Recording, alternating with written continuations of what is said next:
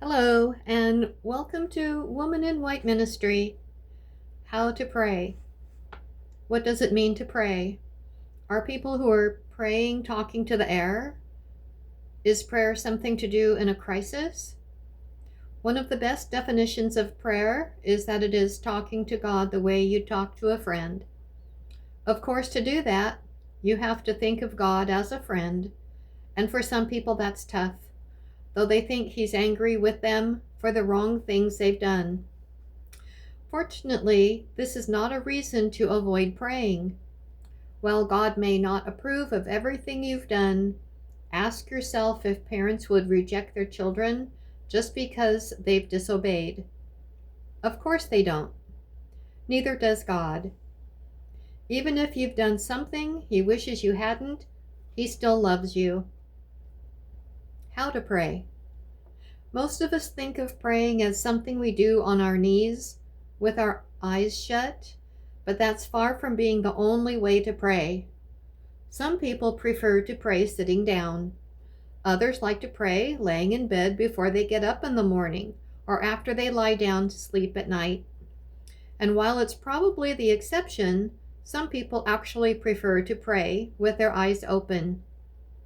It's easy to fall asleep while praying in bed, and some people feel guilty about that. What a terrible way to pray, they say. Turn that around and say, what a wonderful way to drop off to sleep. Should you pray out loud or just in your mind? Either way is okay. Do what you're most comfortable with. Most people pray both ways from time to time, depending on the situation. Some people feel troubled because their minds tend to wander when they're praying. This actually happens to everyone who prays more than short prayers. Ask yourself, does the conversation ever wander when I'm talking to my friends? Of course it does. And usually one of you will be bringing the conversation back around. It's the same way when you pray. Just bring your conversation with God back around. When to pray.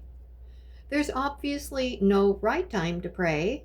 However, just as we usually eat at certain times of the day, so it's a good idea to set aside a particular time each day to pray.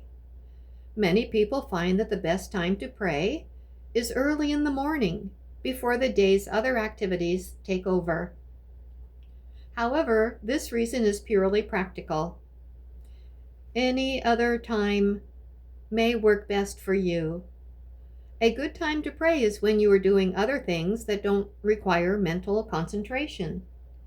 For example, driving is pretty much an automatic activity, and usually we don't hesitate to carry on very animated conversations when friends are along. So make God your friend when you're driving alone. Think of Him riding in the passenger seat beside you and talk to Him. Most of us face minor crises from time to time. Something happens that momentarily makes us angry or pushes one of our anxiety buttons.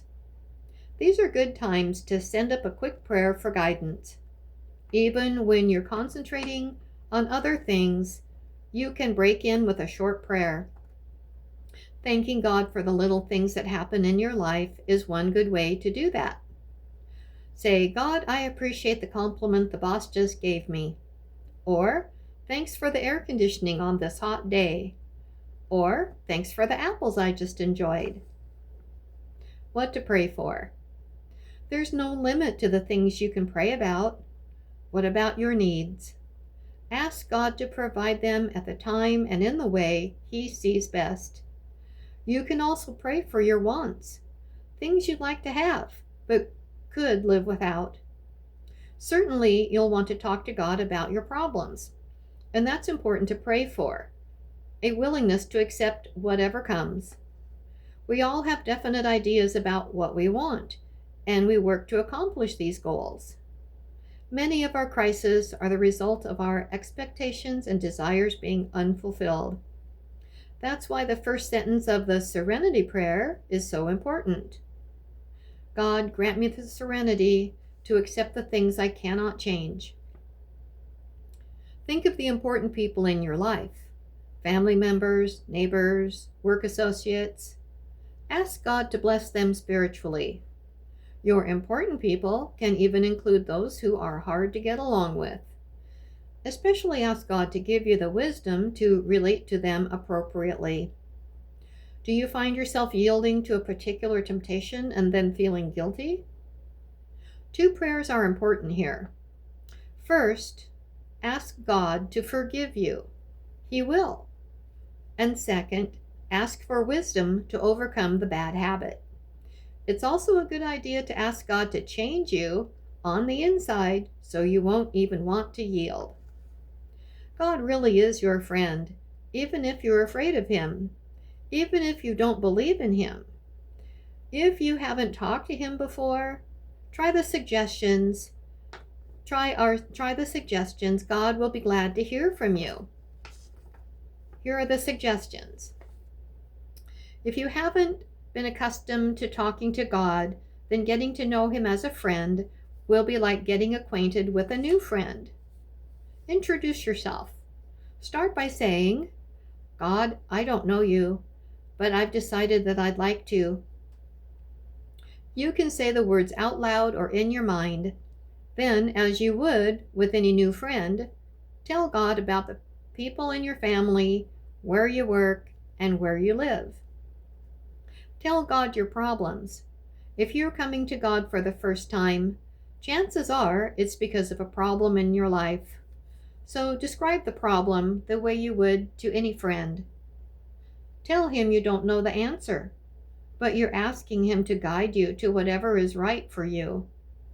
Then let go of your expectations and see how he works out the situation. Thank God. Finish by thanking God for hearing you and for bringing the right answer at the right time.